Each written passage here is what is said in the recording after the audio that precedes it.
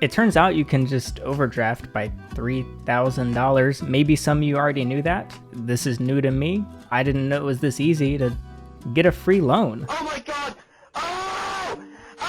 This is exactly what I needed. Chase charges just a one-time $34 overdraft fee and gives you 60 days before they permanently close your account and kill you and sell your organs. So basically, I haven't had a video perform well enough to pay my bills in a while because I'm a YouTuber. Being a YouTuber, I also have to pay taxes myself, and so I spent my tax savings on more videos trying to make something cool that people are like, wow, that's cool, I'm gonna click on that and watch it in its entirety and then click like and watch another video after. Because I failed and I'm a fat chud, I just tried getting a tax extension instead to buy time, essentially, only to learn I have an outstanding debt from 2020 with the IRS that I didn't know about. Anyway, I grinded out some gig apps and got that paid fine, requested a 180-day extension in which they tacked on a $2,000 penalty, oh my goodness, and I canceled my automatic tax payments I had scheduled a month before. It turns out the cancellation request did not process in time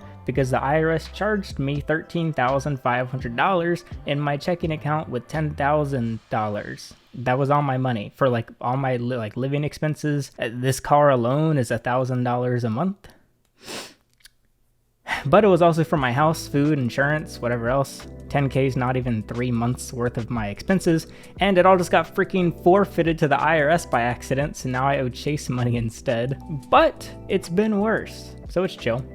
I sent this screenshot around because I thought it was it's just such a funny screenshot. I love this. A few people asked why I'm not stressed about it. It's literally numbers on a screen. Like, imagine being stressed over pixels. Just close your eyes, turn off your computer. Hey, look, it's gone. I don't see any debt anymore. I mean, it's basically in-game currency. Though sometimes you can spend your Chase bucks on IRL loot, like more Teslas. And that's part of the fun. What are you doing if you aren't having fun in the game? Not all aspects of a game are like the best. Like, I don't love individually watering every parsnip in early game Stardew, and yet I always be creating new farms with the knowledge I'ma have to water every parsnip again. But then you get some sprinklers and a greenhouse, and before you know it, you're making passive income, you've completed all the quests, you've already explored the whole world, and now you're just co-parenting some little jit with your bitch wife who won't do shit around the farm, and you're thinking back, wishing you were in the early days of your Stardew farm, hand watering every parsnip, when times were simple, when the future was a hopeful mystery, and you don't have to wish it, you can just close your save file and start a new one. But IRL, you only get one save file, so I make sure to enjoy and have fun every step of the way, especially early game, which is where I am right now. I didn't think early game would last this long. I kind of thought that by 2026 I would have progressed a little more. I would kind of like to get out of early game, but as long as I'm here, I'm gonna savor every moment as I deliver one Amazon parsnip at a time to simply get back to $0. Okay, pause. I decided to call Chase just to make sure they would really give me what's basically a free 60-day loan before closing my account. Hey, yeah, so I overdrafted a little bit. I don't know, just like, I don't know, 20, 30 bucks maybe? Sir, you overdrafted $3,500. Yeah, yeah, that's right. Sorry, I forgot the exact amount. So I have like 60 days until you close my account, right? Well, yes, I know you can't use your debit card or withdrawal, but this transaction is technically still pending. The likelihood of this clearing up is like 0. Oh, so you'll, I'll get the money back? Yeah, your 13,000 should be back within a few days there, bud. I kept delivering anyway, because obviously I need, like, money. But a few days later,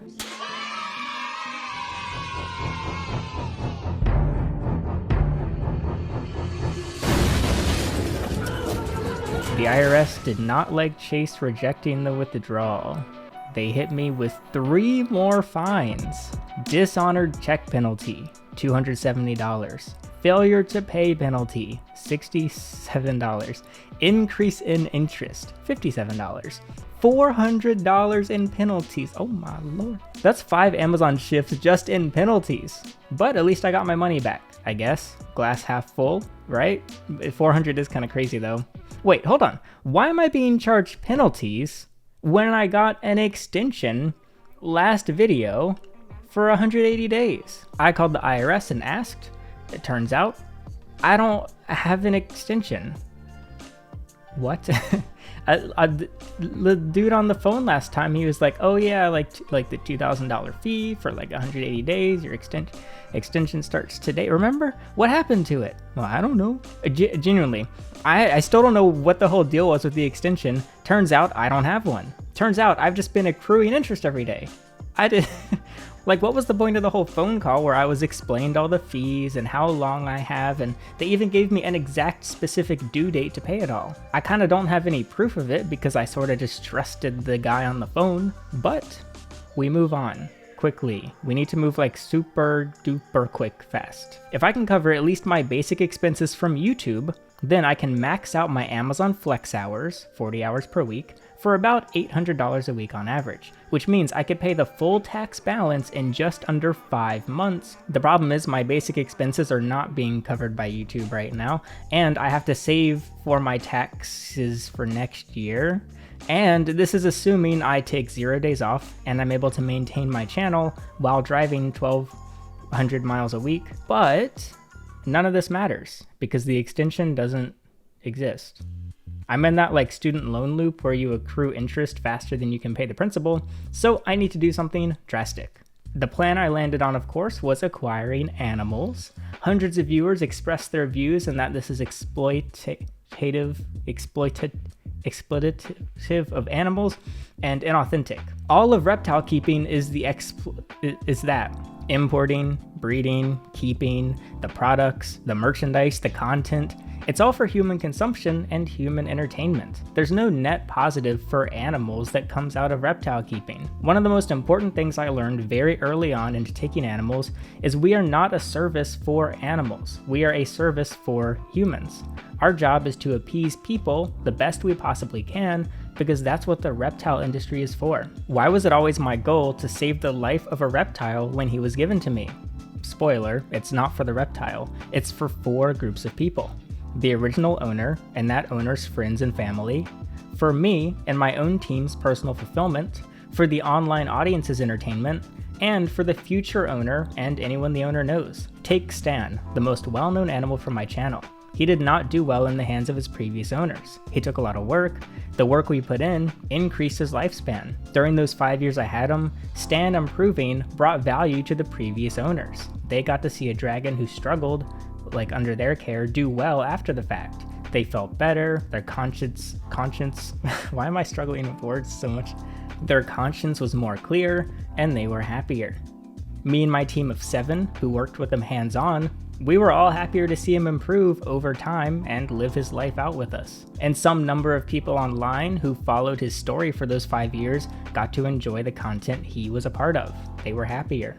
And this isn't even including the value Stan created for humans before I had him, when he was born and sold for a profit, when his original owner bought him. All the people who sell products that were used for this bearded dragon were indirectly more satisfied with an additional sale. The vets that got to work on him while generating revenue to pay their own bills along the way. Everyone benefited from Stan's existence. It's like manufacturing a car. Difference being, the car has no consciousness or soul, or at least my cars don't have souls, supposedly, so I hear. Cars get built in a factory, they're bought and sold to different owners, they get discovered resting away in barns and restored, and eventually, at the end of its life, a car is recycled.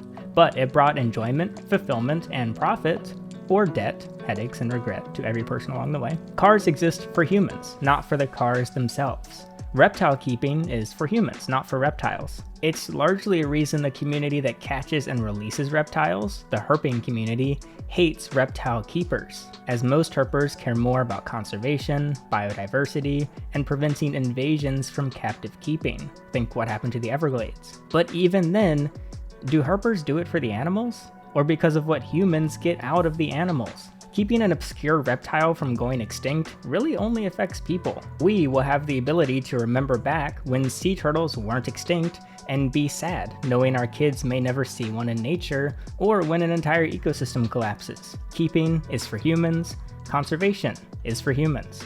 Everything humans do is for humans, not for animals. That's not to say you can't treat captive animals well or ensure they live the longest quality of life possible. It's just that the only incentive to is because it appeases ourselves and others. The owner of a vehicle can care for it well, keep it in wonderful condition, and drive it hundreds of thousands of miles, or the owner can crash it. The question I tend to ask is, would you rather a reptile be owned by someone who loves him and cares about him, but fails to care for him? In other words, the animals who are unintentionally neglected with underlying illnesses and a low quality of life, even though the caretaker calls him a cute little noodle who blows bubbles as he withers away from a respiratory infection? Or would you rather a reptile be owned by someone who doesn't love him, but cares for him better than most keepers, and invests the resources to cure the respiratory infection? No more bubbles, that's so sad. I love when dying snakes blow cute little snot bubbles. I love seeing and being around wild animals. I still get excited when I see a turtle crossing my path. I don't run after and catch her like a herper might do. I really just don't feel like bothering or touching her, but I'm like, oh cool, look at her go. Look at her walk and stuff. That's so fun. It puts me in a good mood. The reason I switched from the conservation and herping side to the reptile keeping side back in the day was very simple. My herping videos were not growing. I was also just really bad at herping. My reptile keeping videos would outperform herping videos sometimes like 10-fold and eventually 100-fold. I saw the likelihood of success was much higher if I target hobbyist keepers over hobbyist herpers. And somehow at age 16, I managed to make that right decision. And I didn't make many good decisions at 16. The video I made called My Wild YouTube Journey is still the best breakdown to understand exactly how I got into reptile keeping and why I made this channel if you're curious to watch. It worked well enough that I was able to drop out of high school, and I was a very happy little dude. It was the best day of my life, leaving school. And so fast forward to 2026, the first few reptile videos of my reboot did real bad. I thought they were good videos, as well as many of the commenters were like, yeah, these are good videos, but I'm actually running through the $10,000 faster than I'm increasing it. I need to source reptiles like the good old days, where people pay me a fee up front to take them, and we go directly to the customer. And I have to say, I've never acted with so much haste before, and so Ethan and I were off to Florida for some new animals. And yes, taking my electric vehicle on a road trip to pick up reptiles with a guy named Ethan is the weirdest sense of deja vu I have ever had. And just like in the past, it didn't go well. Like, it went really bad actually. Like possibly the most unexpectedly expensive, drawn out, and annoying road trip I've ever done for reptiles. And if you like, you can watch it right now.